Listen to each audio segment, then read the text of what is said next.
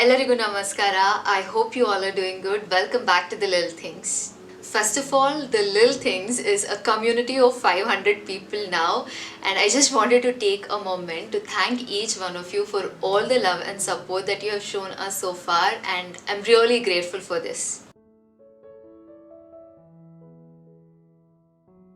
In today's video, we will be looking at how to book an Airbnb accommodation, which I guess is pretty simple, and anyone who knows to operate a system can pretty much do it by themselves. You might ask me now, why exactly should we be watching your video then?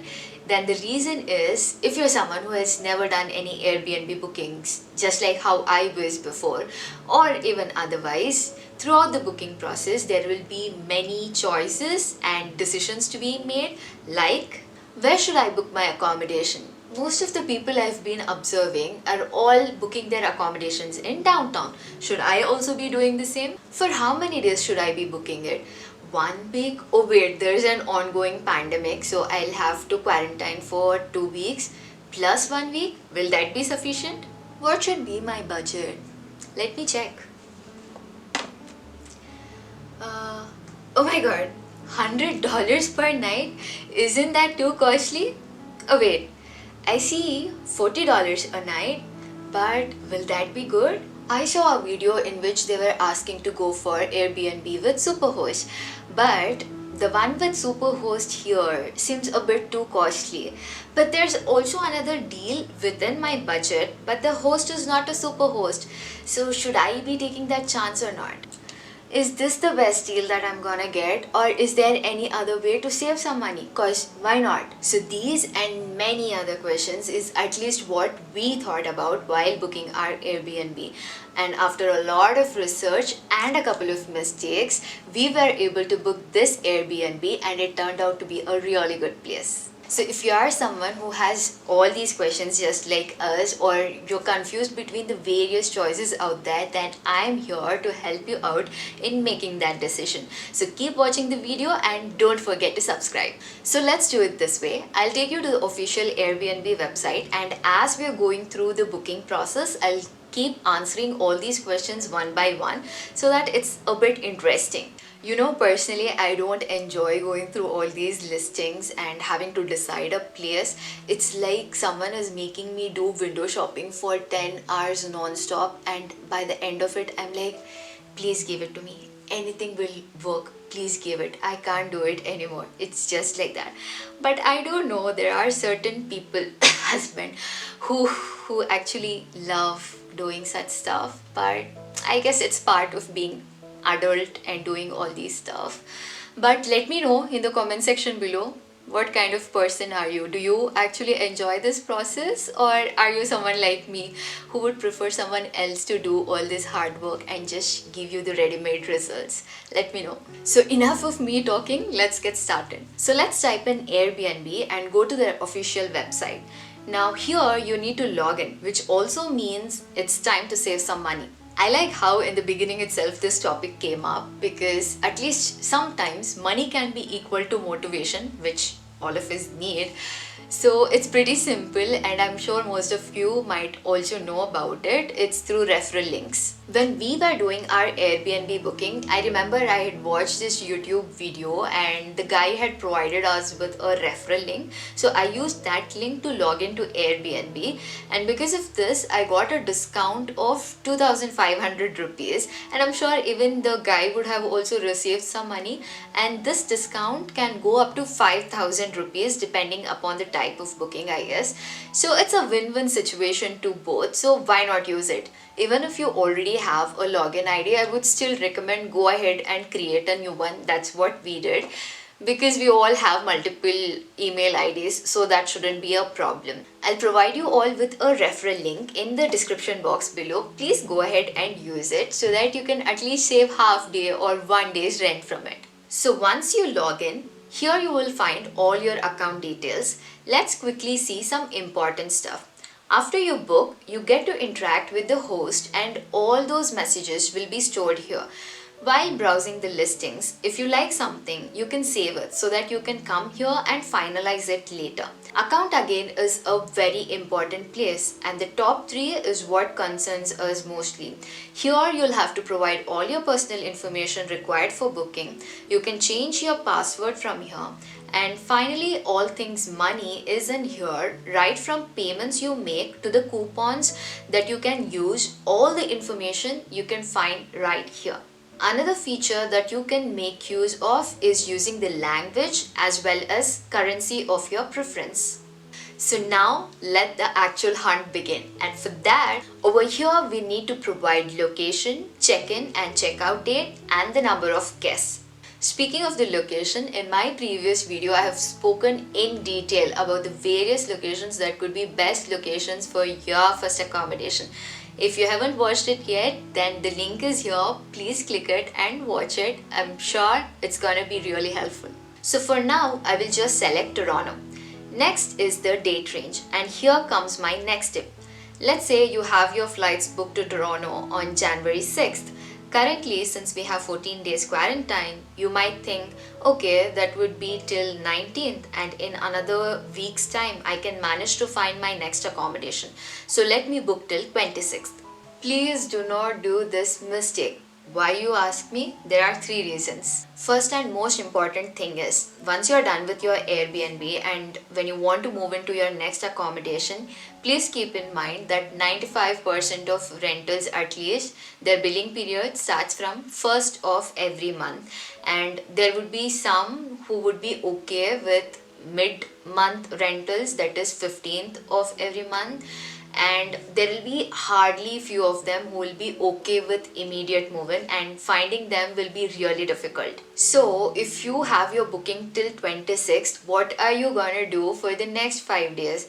Either you'll have to request your host to extend your booking, if you're unlucky and if they have previous bookings, then this will not be possible and you will be forced to find another accommodation for these few days. Alternatively, what can happen is, you remember this couple from India whom I spoke about in my Airbnb tour video, with whom we were sharing our Airbnb with. So even these people, they were not aware of this thing and they had booked their Airbnb till the first week of the next month. So what happened is, they found an accommodation but it started from the first of that month. So now they had to move in on first, but they also had 1 week's additional Airbnb booking. So that's kind of a dicey situation in which we don't want to find ourselves in. The second reason is, you will have many things to take care of, like opening your bank accounts, getting your SIN number, your SIM cards, applying for health cards, registering with employment centers, starting with your job search, and so many other things. Trust me, it can easily make you feel overwhelmed. So please give yourself enough time so that you can handle all these things as well as search for your next accommodation. The third reason really depends on you, what kind of person you are and what kind of accommodation do you want to move in next. Are you someone who just, sees a couple of options and you're quick to decide on things and you'll be like, okay, this is good, I'll finalize it? Or are you someone who likes to, go through the entire listings, see whatever possible options you have, take your time, make sure that everything is good and then decide? Also, are you looking out for short-term month-to-month rentals wherein you need not worry too much about the specifics of the place? Or are you looking for long-term 1-year rentals wherein you will have to take some time to look at the place and decide on things so that everything is as per your criteria? So basically, it all boils down to how much time will you require to find your next accommodation. So keeping all these things in mind, just make sure that no matter when you land here, the last date of your Airbnb should be till the end of the month. So we will be most probably booking from 6th to 31st of January. Add guests is straightforward. It's the number of people who will be staying at the Airbnb. It can be 1 or 2. And you might be wondering, why do they have to give separate options for children and infants? That's because there will be Airbnbs which will be infant or children friendly and some which are not. So by choosing this, you will be provided with more relevant listings. So we will click on search now. I'm sure you might be tempted to check out all the listings that are present here, but if you want to save yourself good amount of time just like me, then what I would suggest is please use the options here. First is cancellation flexibility.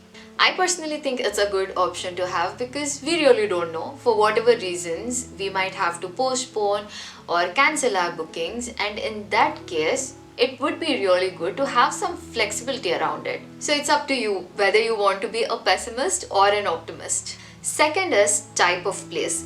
Depending whether you are single or a family, you might have to choose this one accordingly. I would like to specifically speak about shared spaces here because I really think it's a good way to save some money as well as meet some new people. I know there's COVID, but the only criteria that they have asked for quarantine is for you to have your own bedroom and bathroom, which you can get in a shared space. So if you want to take that option, you really can. Third is price, which again depends on your affordability. Since I'm a person who's always on a budget and looking at the rental scene here, I would say maybe you can keep $1,200 or somewhere between 65 to 70,000 rupees for your 1 month's rent. So that will come up to somewhere around $40 or 2,300 rupees per night. But while searching, I would say have a flexibility of plus or minus $10. So I will take the range of 30 to 50, or you know what, I'll make it to $60 because remember we still have the coupon as well from the referral link, so we can be a bit flexible over here. Next here is the mother of filters. In some time you'll know why. Let's click on that. Here you see some of the most popularly used filters. You can select them here or scroll down and do it later. So time for some more customization. So first is instant book. As it says, here you can book the place without waiting for host approval. At this point, I would like to say that please select only those filters which are like must-haves. For example, here it says shampoo. You can literally carry a tiny bottle of shampoo with you. It's not like the most essential thing that you would require your host to give it to you. But on the other hand, Wi-Fi, hell yes. We need all that free Wi-Fi to ourselves because internet is damn costly here and we don't want to be wasting our money on it. So you can and you should be selecting Wi-Fi. The reason why I'm stressing about this is because by applying all these filters, it will be narrowed down to those specifics, because of which you will have a list with very fewer options. I don't think you would want to miss out on a good place just because you chose hot tub in the filter. I mean, it would be really nice after all that traveling, but guys, priority. We can do with a basic shower, but priorities first. So now let's choose the filters accordingly. So I'm gonna choose one bed, one bedroom and one bathroom. So here we have Superhost. You know what, let's actually see what's this jazz all about. When I scroll down here, you see that Superhost have an overall rating of 4.8. They have had at least 10 stays in the past 1 year, and there are times when, just like guests, even the host can cancel the booking. And when it comes to Superhost, the rate is less than 1%. So one less thing to worry about for the guest. And finally, they have 90% response rate. When you book a place, if you do have any concerns or questions, you can quickly have a chat with them, and the turnaround time is usually within 24 hours considering the possible difference in time zone. So now the question is, should you opt for Superhost or not? You just saw the benefits, so if you really want them, you can of course choose them. But in our case, we didn't go to the Superhost. The reason being, A, we didn't want to narrow down our choices, and B, even the Superhost were once used to be the regular host, right? And with years of experiences when they became Superhost. So we would like to believe that there are many potential Superhosts out there in the making, and we would like to take our chances on them. And also, it's another way to save some money. How? These people are regular hosts, and I would like to think that they want to eventually become super hosts. So to do this, they want more and more guests to come to them. So what they do is they provide you with additional discounts as well as good services. So in our case, by choosing the regular host, we got an additional 20% discount and a 3% weekly discount. Because of all this, we ended up saving so much more money. And speaking about the hosts themselves, I don't think they were any less than the super host, so choose accordingly. Next is accessibility. So this is that filter which you would want to use if you have some very specific needs. For example, maybe someone had injured their leg, or basically they don't want to use stairs, or you're someone really tall and want the ceiling height to accommodate you. So like that, they have listed some really specific stuff here. I'm gonna skip this. If you want to, you can definitely have a look at it. Next, we have some important filters, I must say. We have amenities here. I would definitely say have a kitchen. Of course, nothing beats the home cooked food, and another way to save some money because food outside is really costly. Heating, air conditioning, a big yes to washer and dryer. Next, I would choose private bathroom. Rest of the things you can choose as per your needs. I would like TV. We definitely used it a lot. Then you have facilities. I can do away with that. Property time, I'm okay with anything, so not gonna choose any either. House rules are not applicable for me, I guess, but you can choose if you want to. Neighborhoods, I believe they have listed all the places in GTA. If you have some specific place in your mind, you can definitely choose it. For now, I'll skip it. Finally, you have host language. I'm gonna choose English.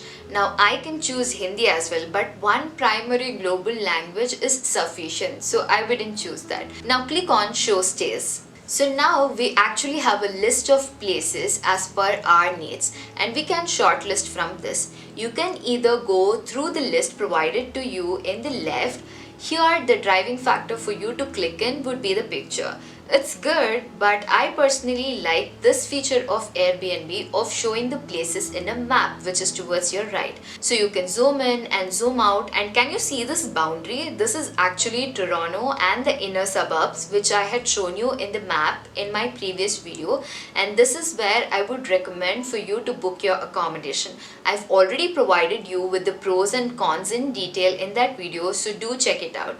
Now let's say if I'm someone who really wants to stay in or closer to downtown, then I can just go through the listings over here and ignore the rest. Also guys, due to COVID, the number of listings that you're seeing right now is less, but in normal days, there would have been more places to choose from. There's another super cool layer of interaction provided in the maps. That is, if you click on the pricing, the listing pops up. You can check out the pictures directly from here. If you like it, you can save it to check in detail later from saved option, or if in case you don't like it, just click on the map and continue with other listings. For now, let's say you like this place, click on the listing, which will take you to another window where you will get complete details of this listing. First, of course, check out the pictures and see whether you like the place or not. Once you have liked the place, I would highly recommend don't be in a hurry. Spend some time reading through the details provided by the host. It's basically like the host is advertising their space with all that they have to offer. It will definitely include things that you wanted from the filters that you chose, but it can have additional amenities too. One important thing that you need to keep in mind is if you are interested in cooking and if it's a shared space, then make sure that there are no restrictions around cooking. Mostly what you get to see is they would have mentioned that only light cooking is allowed. Now this can mean two things. One is that they have a kitchenette. Either they have a small hot plate or they would provide you with microwave which you can use to reheat your food, but you can not actually prepare your meals. On the other hand, something that happened with us is, in spite of having a proper induction cooktop, the host had told us that you can only do light cooking because there were other guests too, and sometimes not everyone is okay with different food smell. So it's a very big issue here, which you will eventually get to know once you come. But in our case, since the other guests were also an Indian couple, we both used to, cook all possible Indian food and eat. But I do understand that this will not be the case all the time. So it's a good thing that if you could communicate about this with your host beforehand and get it clarified. How you can do this, I'll show it to you in some time. So if you scroll down, you'll find reviews here. Again, go through them and make sure there's not many negative reviews. Next, you have location here, but please note that you will get to know the actual location only after booking. Next, you have the host details, which you can read to get to know about your host a little better. Things to know is basically all the important things summarized in one place. So after going through all this, check the cost. I think this one is a bit pricey, but still I think it's a good find, because as you can see, you've been given discount. But there's a catch here, and that is they have also added cleaning fee and service fee, which varies from host to host and also depending upon how many nights you book. This is unavoidable and is an additional cost. Now, if you have liked this place, you can go ahead and book it. Or if you still have some concerns, then you might have to contact the host. I would like to say again that make sure you have read everything, and only if your query is not covered in the information provided by the host, only then message them. So go ahead and book the place once you're confident about it. Make sure all the details are correct. Coming to payment, you can pay it in one go or in 2 installments. You will have to provide your card details here. You can also leave a message over here to your host, and then finally you can confirm and pay. There you go. That's how you book your first accommodation in Canada using Airbnb. But wait, I'm not done yet. Since you have reached till the end of the video, if you're a single person, then thank you so much. But if you're 2 people who are planning to come to Canada together, then I do have one more tip which can help you save some money. So you remember in the beginning of the video I spoke about referral links, and this has to do something with that itself. So let's say that you're 2 people who want to book an Airbnb for 1 month's time. So what you can actually do is, using this referral link, person A can book the Airbnb for the first 15 days, and using the referral link again, person B can also book the same Airbnb for the next 15 days. So in place of saving $50 by making one booking, you guys can split it into 2 different bookings and instead save $100. Now there are 2 things to keep in mind. The first thing, chances are less, but still, if the host questions you like, why are you making 2 separate bookings, you can simply say that it's your credit card limit or something like that. So that's not a big problem. But the second thing is, now let's say the person A is booking from 1st to 15th.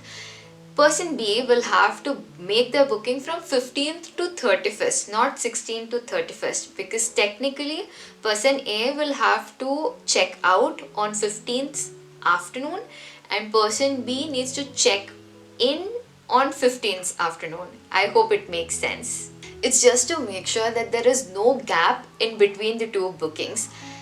Listening to it, it seems very simple, right? But when we were doing our bookings in all that hurry and stuff, we made this mistake and we had to cancel it and rebook it. So you don't do it. So using all these tips, we were able to book a shared basement apartment in Midtown Toronto for just 58,500 rupees for 25 nights. So today I have tried to share all these tips with you guys, hoping that it will come in handy for you guys and you will be able to find your first accommodation here in Canada. So all the very best for that. So if you have liked this video and thought that this can be some useful information for you guys, then please don't forget to like and share this video, and also please do subscribe to the channel. I guess that's it for the day, guys, and I hope to see you all soon in my next video. I wish for all of us to be blessed with abundant love, peace and happiness. Take care, and do remember, life's all about the little things.